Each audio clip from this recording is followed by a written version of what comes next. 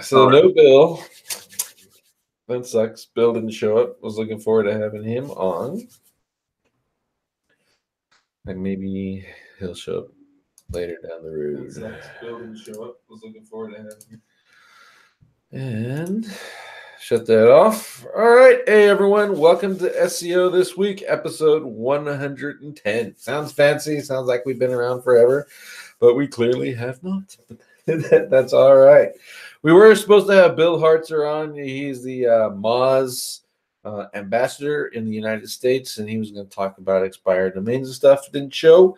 Probably got busy, or maybe even daylight savings time screwed with him. But that's okay. I'll show you some stuff that I know. I don't want to take away too much of his thunder, and we'll have him back on another show. I think it's really valuable, especially if you're looking at creating expired domain PBNs or using expireds or dropping domains for link building. So that'll be in a future episode. I also talking to Dan about getting him on for Edge SEO. He actually made a tool that integrates and connects to Cloudflare Workers. In the meantime, I have another article. Well, it's really a webinar presentation / article that Dan did on another site that I think will work really well. Just kind of give you insights, get you writing questions down and firing off that kind of stuff. With that, I'd like to welcome my all-time co-host there, Ted Gabaitis. Hey, everyone. I've got a little bit of results to share, because if you remember, we did a test on asking for people to subscribe. And what we found is that Google was claiming that 80% of our viewers were not subscribers. And that's like a huge trend. And when we made the heartfelt plea, what we saw on our channels was about a 5 to 10% boost in those subscriptions. So it went from like 1% being normal behavior to all of a sudden getting, 5 to 10%, which is huge. That's a 5 to 10x return just by making your plea for subscriptions heartfelt. And it also validates that 80% is probably in the ballpark of being correct. The fact that we could dive that deep into it in a single episode. So that brings me to today's show and today's heartfelt claim. YouTube enables features based on how many subscribers we have. And we want Clint to have those features. So please, please, please subscribe and hit the notification bell and help us achieve those features so that we can take this channel to the next level. So please subscribe.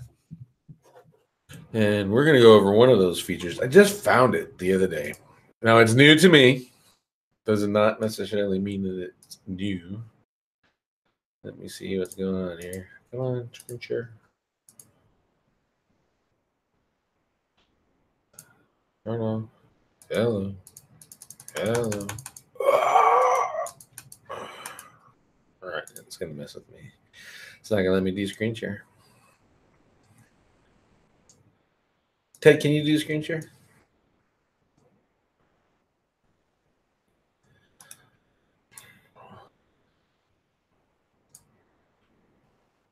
We are high-speed technical people here. Here we go.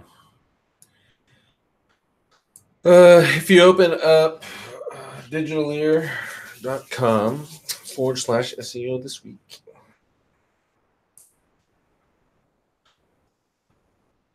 I don't know what's going on.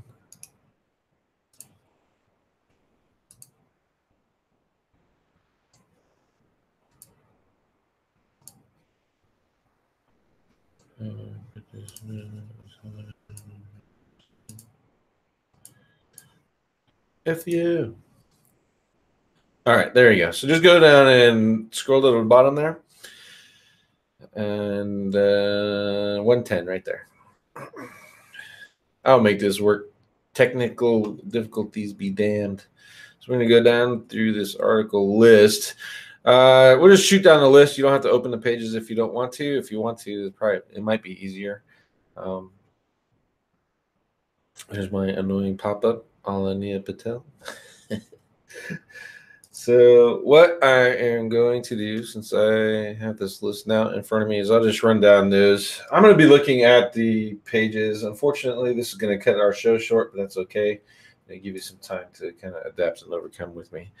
First one is the SERPWoo page. It's a 2019 analysis for SEO. If you guys don't know what SERPWoo is, basically what it can do is it's kind of like a really super powerful rank tracker, for the lack of a better term. It'll go in, you give it a term, and it'll pull down the top 10, or actually it's top 20 pages that are ranking, and you can see the SERP trends, and you can see things bouncing around, and Google changing things, switching one for two to four, all that kind of stuff. And there's a lot of data in there. And with this article that Jason wrote is just taking some of that data and looking at and seeing why these pages are ranking. And in this case, they just did some higher education pages and pulled all that stuff in. You can see they looked at no follow backlinks, and they looked at, let's see, what else did they look at? Excuse me. Looking at a keyword level, no follow backlinks, targeted keywords in the first 100 tags, lead gen forms, etc. And there's a lot of information that you can pull out of this post and apply to general backlinking, i.e. anything else that you want to. So if you don't have SERPWoo now, just be aware that it is expensive. Like, I'm only paying $19 a month now, and I think that it's like up to $49 for 50 keywords. I've got 13,000 keywords, and I'm only paying $19 a month. That's because I was a beta tester. But if you have the extra cash and you don't have a lot of words, just pay the $49.95 and duplicate this page that they have here. Duplicate that with the data that you can pull out of SERPWoo for your niche, and you find some really interesting information. And you can couple that with like a tool like Quora or Pop and help boost what you're doing. I would like to say that this is one of the coolest looking studies I've seen in a long time. I haven't dove into this data at all. I haven't checked their results. I haven't looked at their claims, but the fact that they're presenting their data in this way is so cool and so refreshing. Kudos to SERPWoo. I want to dive into this article. Yeah, Jason does a really good job, and his partner is CC Carter. Some of you guys may know who that is. But they do great on this content. They don't put out a lot of content, but when they do, it's actually pretty decent. So I think you're going to enjoy this, and then go through and click through their blog too, and you'll find a bunch of other stuff that might be interesting. This is an older post. It didn't come out this week, but it came out like at the tail of last week. So I wanted to make sure that it got in there so you guys saw it. Let's see, if you go down a list there, I'll tell you some really good ones to read too, if you want to. We got time.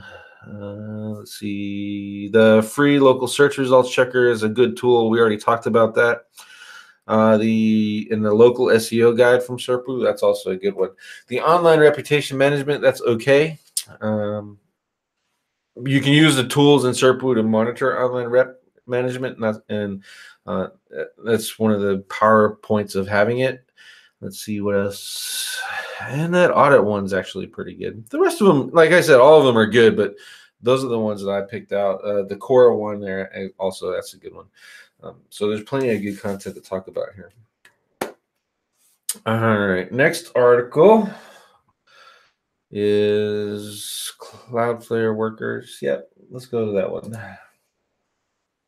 So we talked about this, and it's Dan Taylor. Again, I'm going to get him on the show so you can talk to everyone about it. But it's using Cloudflare Workers to implement technical SEO issues, primarily if you're in a situation where you can't do anything to a site because it's some crazy retarded SMS or CMS, or it's on like a place where you can't access servers, or they won't let you in the back end. The downside is you got to get them to switch their name server so you can take advantage of Cloudflare. But beyond that, it's actually pretty cool. This is really technical post, and some of you tech folks might have a better opportunity to this versus a newbie. I'm kind of like right in the middle, so I play with this a little bit. But if you're going to learn it and you want to play and learn how to use the process, then what I would recommend doing is get a test site and throw it up on Cloudflare and play with it that way.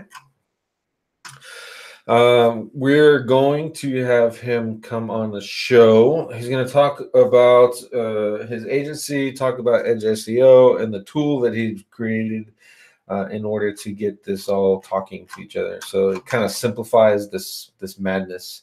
And the tool is, if you scroll all the way to the bottom of the post, right on top of the comments, right before that, you'll see it. It's called Sloth.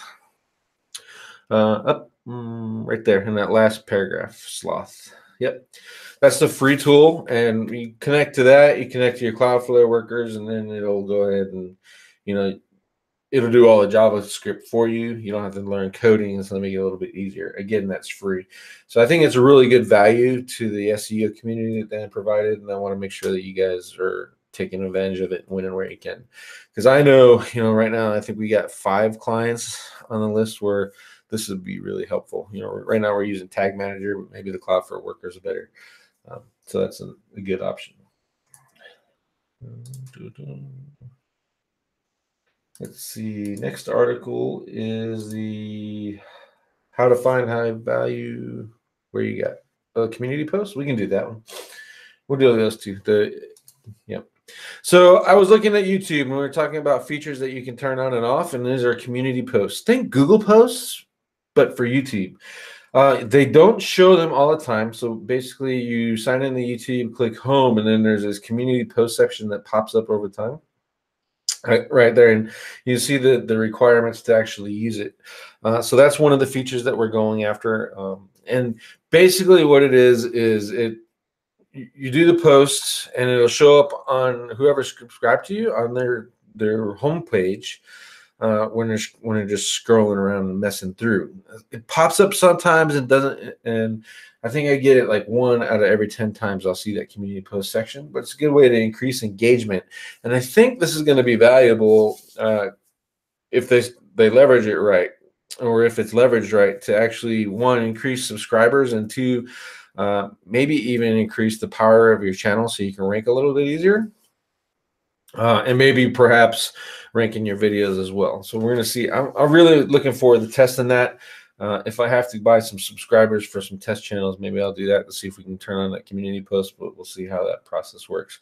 As you know, they changed the way they're turning stuff on. So sometimes you have to have views and then subscribers, or a combination there of both. In particular, with monetization, you have to have subscriber count and the view count. Again, people, do not make Clint buy garbage subscribers. You don't want to do that. We all know that's a horrible idea. All you got to do is click that subscribe button to help Clint out. It costs you nothing, literally. Literally nothing. And then the next post, you don't have to open this up. There's a post right underneath that on the digitally, the interact with audiences. That's basically, it's just it's YouTube's. That's a link. Do it when you're logged in, and it'll take you to a step-by-step lesson on how to turn those posts on and use them. It's different from what you're actually seeing right there. When you're logged in, it opens the Creator Academy, and then it will fire off. Let's see. Yeah, interact with your audience. That one, yeah. And Ted's logged in, so you should be able to see it. There you go. And I just kind of walk you through creating that post. And it's pretty cool. Again, it's just another feature. Why not take advantage of it? And I think you can leverage it pretty well. Keep that conversation going with your channel even when you're not posting. If like you're for once a week, like we're doing, for example. Let's see, what is next? Google My Business offers. This one's actually a change to the GMBs. You have the Google Post, you have events, offers, products, etc. What they did was they moved the offer up. Obviously, you know that Google does a lot of CTR testing, and they figure that the offer, they're going to change the placements of it and see where you can leverage it more. And now they're going to move that to that Google Post. So you have the name, address, website, etc. And then right underneath it will be the offer to show. So sort of, yeah, exactly like that image right there. So if you're not taking advantage of offers, make sure you do that. Downside of offers is they only last 7 days, but the upside is you can post as many as you want And you can also use those links right there to build links to your website or build links to your business site and rank that as well, stacking those up. So it's a good opportunity right there. I'm not saying to spam it because we don't want to fry it, but you can get some good traffic out of that in particular from mobile. Let's see, and that's it for that one. The high value competitor keywords, Robbie Richards. Yep. Competition, searching for keywords using competition is actually one of the staple things that you should be doing. You should do your keyword research based off your market and your keyword research based off what your competition is doing and find the best targets. What I like about this post is he actually gets really detailed on how to do it.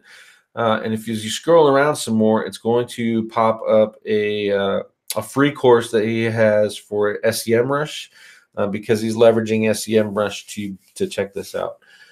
He's offering a course up at the top where you've seen that spreadsheet flick around. Yeah, there's a course right there called the SEO Playbook. I haven't bought that yet. I'll get it and see if it's worthwhile for you guys. I've been told that it's a lot of basic stuff, but there's some cool spreadsheets and stuff in there as well. So I'll get it and see what's what. But the basis here is just look at how he's using SEMrush to analyze the competition, analyze the keywords, and help you pick your targets a little bit easier.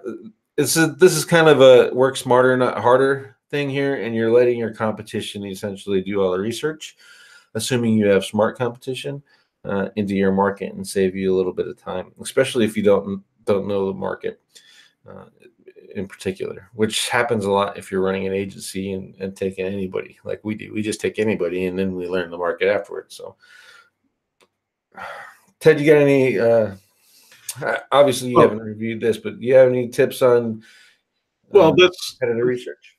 Yeah, this type of thing is really cool. I mean, this is what happens when you have somebody that really dives into a tool set and learns how to use it and learns all the ins and outs of it and figures out some best practices for their business. And so, yeah, I love articles like these because they kind of short circuit that learning process. Yeah. And if you have, if you're paying for tools, when they make posts like this, in my view, it helps you leverage that tool a lot better. Maybe you just, i.e. SEMrush, you have it and you're using it for one thing. You never even thought about it to use it for another. This is a good opportunity to find that. And I think that's it. The last one is the SEO Spring Training. And it's not really an article. Just wanted to talk about it because I'll be talking at it. This is a conference. It's April 27th and 28th, 2 days, up in Tempe, about 2 hours from where I live. And we're going to have, I think it's 10 speakers, 10 or 12, 6 each day at a hotel at the Hilton. On the Friday before, we're actually going to a ball game together, and then there's mixers, etc. So it's a good event. Ted, I don't know if you're invited. I know Kyle is going. He's going to be speaking. I'll be speaking. There's a list of speakers down there, a little bit more. Marie, no, I wasn't invited. Wasn't invited. But this blurry guy here, I hate that guy. Looks like a good lineup. Yeah, Jordan's coming. Well, he ruined it, but I guess everyone else is cool. Yeah, Mike Pierce, Brad Mayberry, he's good. I have never met Monique, so that'll be fun. Marty, I never met. Simon, I know, and Alex, I know from the internet. So it is going to be. I think it's a good lineup. If you guys can make it, make sure you come. Not being recorded. So what happens there kind of stays there, which is good. So hopefully more cool stuff will get shared. I know I'm refining my presentations to make that a little bit better. Terry Samuel is running it, and I believe Jordan Pierce is helping him out too. So Jordan's in the chat. He can correct me if I'm wrong. Those two partnered up and created this just to have, something new. It's not in Vegas, thank God. And you just go refreshing. It's honestly not that far from my house, so I'm looking forward to go and relax as well as meet some people. So, Ted, you going to any other conferences coming up? Still trying to work that out. Haven't been invited to many this year, so I guess I upset a lot of people last year. I think what it really is you talk like a nerd at all of your presentations. Yeah. And it's sort of kind of over the top, but everyone's like, what the hell did you just say? It's all good, though. Yeah, I can't be at every show. That would be lame. You can go ahead and stop screen sharing. We're all done with that.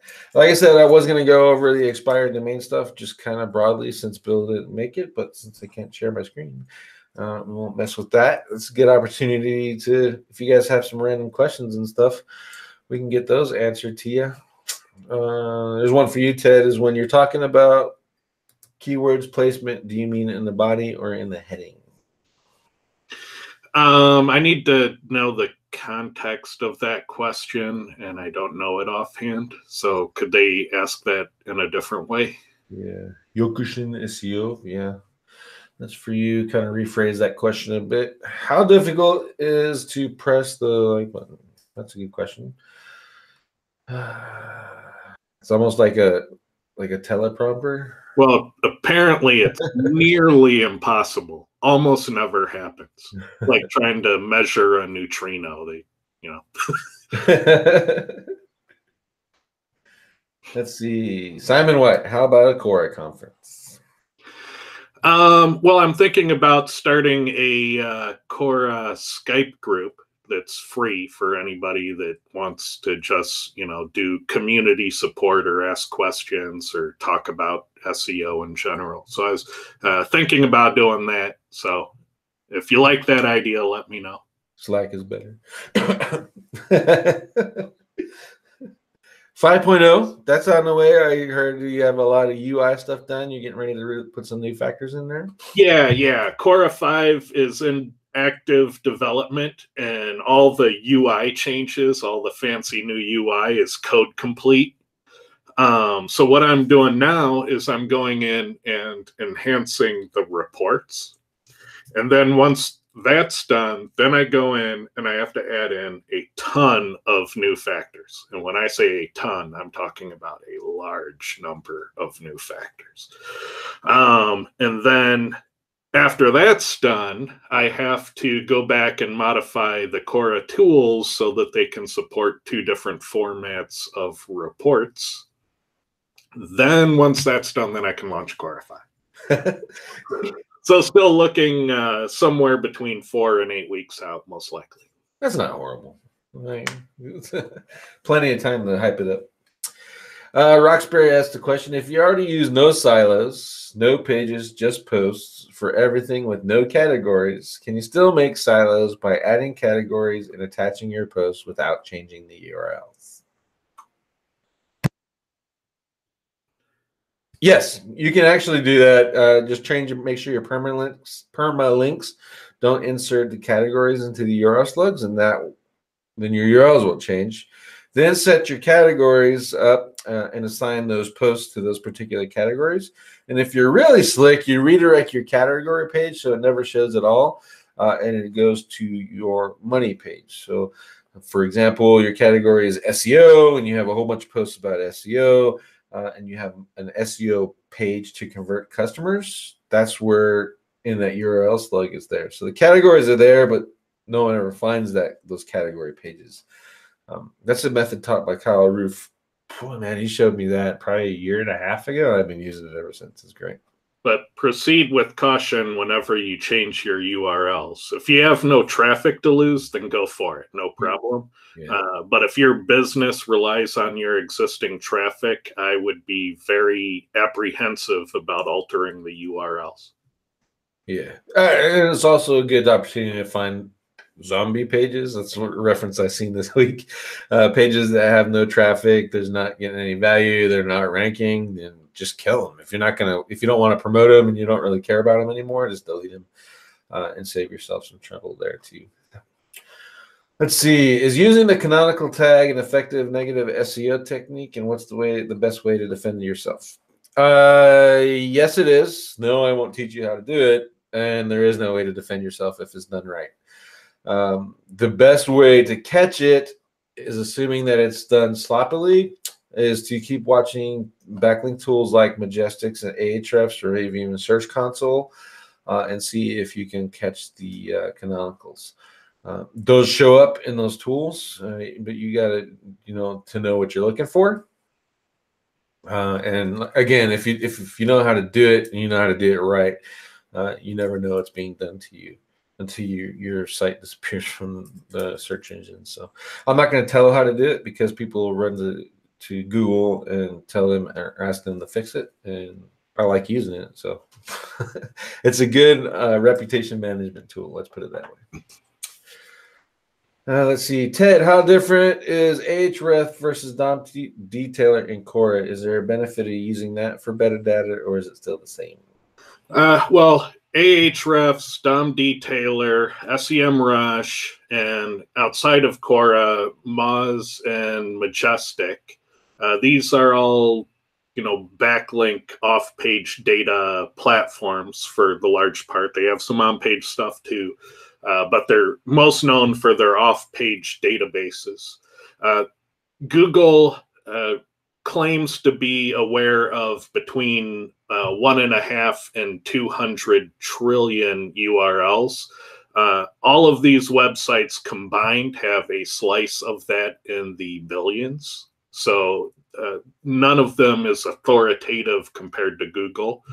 The question is, do they have enough data to be statistically significant in terms of figuring out why stuff ranks?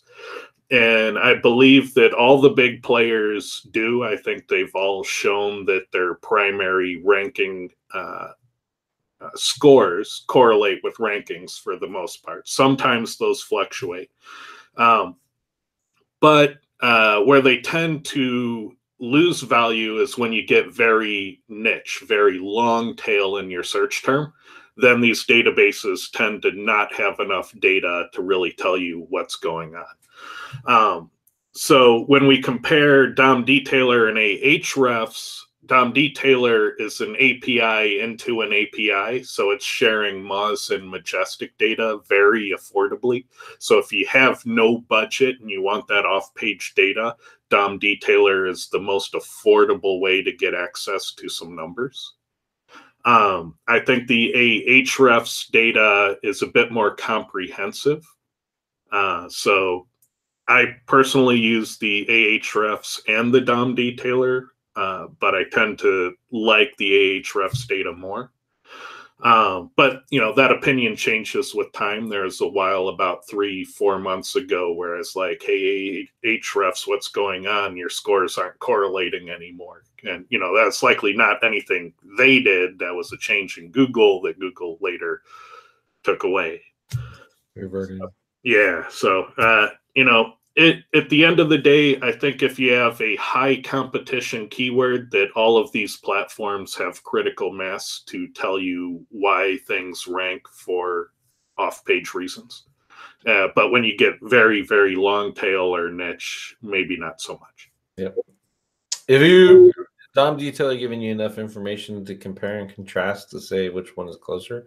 Because I know we did the SEO Fight Club and you showed a leaderboard where Ahrefs URL rank was correlating very well. Majestic showed up, but I didn't see anything for Moz. But Moz is new now, so yeah, they need some work, and I wouldn't criticize Moz specifically because I don't know how DOM Detailer goes into their API, and Moz hasn't let me integrate with their API, which is really what I'd need to test it out. Mm-hmm. So I'd say it's inconclusive at the current point. Okay. Let's see. Next question. Clint, your stance on Google property stacking. If done right, it's actually really valuable. SIA has done a test specifically for the Google Docs, for instance, and they are passing link juice. So If you build them right for relevancy, etc., you can also leverage upon that a little bit more. I think I talked about it last week. SERP Space, the guys over at Semantic Mastery, they're the ones that came up with the Google Stack concept and refined it and did some cool tweaks and etc. So you can buy the stack at SERP Space, or you can buy their program RYS Reloaded and learn how to do it, and then give all that crap to a VA, because it takes about a day to build a stack if you're doing it the way that they show. But there are some benefits of doing it that way too, like inserting schema, popping knowledge graphs with the Google Slides, and knowing exactly which slide triggers all that stuff, etc. So definitely worth the training. On top of that, you learn a lot about iframes and how to embed websites and do follow links from your iframes. So definitely valuable training. Back to the question, Google property stacking does work. If you're you lazy it out, though, be prepared to make a crap ton of them, or buy a software that makes a crap ton of them, interlinks them together, because otherwise you're not going to see a whole lot of move out of those. So that's why you see a lot of people saying that they don't work, because to make them right takes some time. There's another guy making a service. I don't know how he's making his stacks yet, and that's Jimmy Kelly. They're integrating a lot of schema into their stacks, etc. I've not bought one to reverse engineer it, but maybe I'll do that too and check it out and see if that's something worth leveraging. Maybe combine, because you guys know that's what I do. I buy a lot of courses and I combine techniques and try to get the best out of everything. So maybe I'll do that, buy one of his stacks and combine the Semantic Mastery and the Jimmy Kelly stuff together and see where that leads us. I think that might be the next logical step there. Let's see. Christopher Ramsey, is duplicated content still a thing? Also, and I also mean on-site duplicate versus content on other websites. Someone said your website is okay. I have my thoughts, Ted. No, you'll get filtered, and the primary filter that you run into first is having your search result look too similar to another search result, whether it's on your site or with a different website on the web. So if your title and meta description look the same as another website's title and meta description, even if the content is different, Google is going to favor the higher page rank version and filter out the one that looks duplicate. So you have to first worry about uniqueness in those fields. And then you could potentially trigger a de-indexing behavior if your content looks too similar. And then we really get into tinfoil hat theories on how Google defines uniqueness. But it does appear to be something you need to watch out for. Yeah. Honestly, for local duplicate I think is percentage of duplicate content is really the key. You can create a template page, and I was actually going over a website today, 630 duplicate pages. The only thing they changed was the city and the state. And they were all doing relatively well in the SERPs. And I think that's specific to local, though. You can get away with it more in local than you could with a national campaign. Yeah. And my information was for organic web results, not map pack. Oh yeah, I'm just talking local, like local organic. We can get away with that more. I'm currently still doing it, and I've done it in like nationwide and statewide and citywide. So I think, but I can't do it on a national level. Like if I'm going for a national keyword, I can't use that same piece of content and kind of modify it for the long tails or anything like that. You know what I mean? So, but it's okay. We're like city, state. I have a service page and I'm offering different city, states, etc. Let's see. Oh, I lost track. All the questions coming in. Lewis Houston, if I used an expired domain for a PBN, does the domain's history need to be relevant to my money site? If you're using it for a PBN, I would kind of have it like in the same, like plumbing, that kind of thing. Roofing.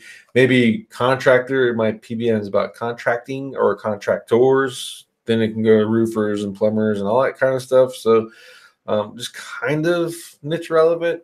But it also depends on the niche of your site. Some sites are a little bit more well, a little less susceptible to niche relevancy than others that I've seen. Ted, do you have any input on that? I'm not sure how much PBN stuff you're doing. So. Well, I've favored a different methodology for the past several years, and that's cultivating microsites instead of PBN. So my knowledge is a little in a different area. It's really the same thing. Microsites is the old PBNs, or is the old PBNs. It's the same thing. You're just making microsites about a topic. So, same concept. Yeah, they work better in my opinion if you have an expired domain that's relevant to that market in some way. If you're doing local and it's relevant to the city versus the niche, that's fine too. Hopefully that helps answer that.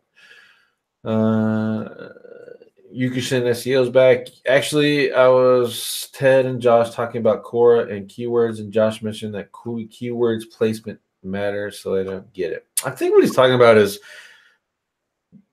having it in the head navigation versus the sidebar versus the footer versus the main content area, which is best. Well, what I can tell you with reasonable certainty is that having your keyword in the title, hands down in single variable testing, is like the strongest signal you can put out there. Right. The second strongest is having your keyword in the document name of the URL. So that usually pegs to number 2. And then the third strongest signal is having the keyword in your H1 heading, and typically at the start of your H1 heading.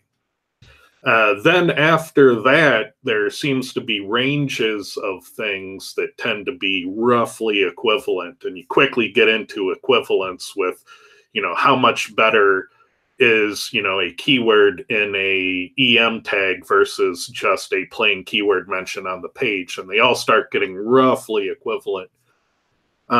So those top 3 I would focus on the most, and then I would probably start looking at other stats like keyword density and match counts and get those balanced as the next piece of order. And then maybe I'd get specific into types of tags. Okay, let's see. Skype group. Yeah, vote for your Skype group. Steve Buchanan, relevance always best for PBNs, links, etc. Yep, best if you can. Hi there, guys. I won't say it's necessary though. Like I rank adult sites all day long with the most irrelevant shit you can find. So you can send SEO, Clint, after a basic site audit. How do you go from there to leverage your organic traffic? So I do the basic site audit with Pop and run through that. Especially if you're like trying to scale, that's Pop is easier to scale, or at least it was until I got my auto core tool. But Pop is easier to scale and it's easier to hand off to outsourcers. So I run through that, and then I look at Search Console and SEMrush and analytics and see where my quick wins are, what pages are already getting traffic, and are relatively ranking easily. So typically I stop at like 15. Anything above position 15 are ones that I want to get up into the top 3. And to do that, that's when I start firing off with Quora. I do Quora first, and then after that, I start doing link building. It keeps it in stages, so I'm not working or not wasting money with stuff that I don't have to. So that's how that goes. Hopefully that answers that question. Chris Ramsey has one. Let me give a bit more detail about the duplicate content. I was more local for city pages. Yeah, I think this kind of matches what I was saying. City pages you can get away with a lot more with the duplicate stuff. And just keep in mind, duplicate is relative. Like how much is duplicate? I think SIA did a test, and if a page is 51% unique, Google doesn't consider it duplicate anymore. I think Kyle also did another one where wasn't it like every 11th word or something like that he changed, and then it was okay. yeah. And there was a leak about 15, 17 years ago that Google's definition of uniqueness was 13 consecutive words the same. And so Kyle's test of like 11 or 12 kind of jived with that leak. Okay. But I always say, since we don't know the offset and boundary conditions, if you make every 6th word unique, you should be good no matter where Google chooses to start measuring that 13. Yeah. And as for local, since you're doing, you're probably going to have, best plumbing services in Yuma, Arizona. You're going to change that Yuma, Arizona for each city. That might just be enough for Google, just depending on how you write your sentences, etc. So, like I said, local, I've been able to get away with it forever. So, and that's coming like back in the SERP-based days when you're making mass sites, etc. That stuff still works. Google hasn't changed that. And I think it's kind of because they expect it. There's only so much you can say about being a plumber. You know what I mean? And if you're targeting multiple cities, then why would they expect you to make new pages? And I think that's the thought process behind that. Well, I think one of the things you probably could do and arguably defend to Google is make tuned landing pages for your AdWords ads. And because typically you need to tune those to get the best quality score that gets you the best position for the least cost per click. So it's the part of doing AdWords. And if you design those in a way to be unique for organic, then it's kind of a cool SEO experiment at the same time. And when Google says, why do you have 300 pages about, plumbing in Miami, it's my AdWords landing pages. Yeah. Look at my campaign. Or the campaign I'm getting ready to start.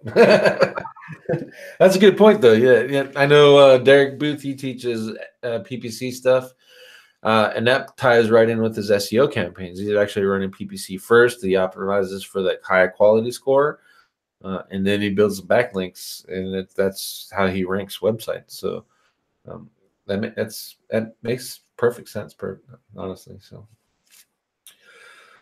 Let's see. And 2K Design. Where do you buy the Jimmy Kelly Google stats? I'd love to see how he does them. It's actually part of his mastermind or any of his products. If you're in some of his products, go to Jimmy Courses at .jimmykellydigital.com, I believe is the address. If you sign up, you might get access to it. Or if you know Russell, you can ask. I'm not sure if they're selling it outside of that, so I don't want to share the link if it's not not available to you. Just kind of, here's a carrot but you can't have it kind of thing. Let's see, and yeah, there you go. All right, I think that's it. That's a good show. 45 minutes, nice relative time period. We're going to wrap it up with, again, next week. Hopefully we get Bill on. If he doesn't show up, I'm going to try to get Dan on. And if that doesn't work out, I'll try to get Marie on. We talk about on-page and that conference some more. This week in SEO Fight Club, tomorrow, what are we talking about? We are going to go over the research that led up to the Google time exploit. I know there's talk about having Josh on, but his slides weren't showing SEO research, and we want to show SEO content. So it didn't meet the format. So Josh has 14 times the viewers we do, so he's more than welcome to say what he wants to say. Nobody's silencing him, but we don't want to have a big drawn out debate that isn't even about SEO show. So instead, we're going to show this cool thing called the Google time exploit. We're not going to actually show you the source code of the exploit, but we'll give you all the information of what it is and how it works. And maybe, just maybe, you're clever enough to figure it out. It's pretty complicated. I know I haven't figured it out yet. So, well, the actual exploit, once all the dots connect, the actual exploit is a one-liner. One line of JavaScript. Yeah. See, told you I was the dumbest one of the crew. Well, it's not about being dumb. It's conceptually quite heavy to figure out that one line. Okay, nice. Also for SEO this week, I want to bring Jordan on. He's been begging and pleading. He sent me some candy and stuff. And I don't know if you guys want to see Jordan and hear some more about some Google Maps stuff. Let me know, and then I'll invite him. And then I'd also like to, if you guys have any guests that you would like me to bring on, let me know. I'm more than happy to reach out to them and make sure you're getting some value out of the show. Again, it's free, SEO This Week. All it costs you is subscribe and a thumbs up every once in a while. And if you really hate it, go ahead and give us a thumbs down. We earn every one of those a week, so it's good. With that, thank you very much for watching SEO This Week, episode 110.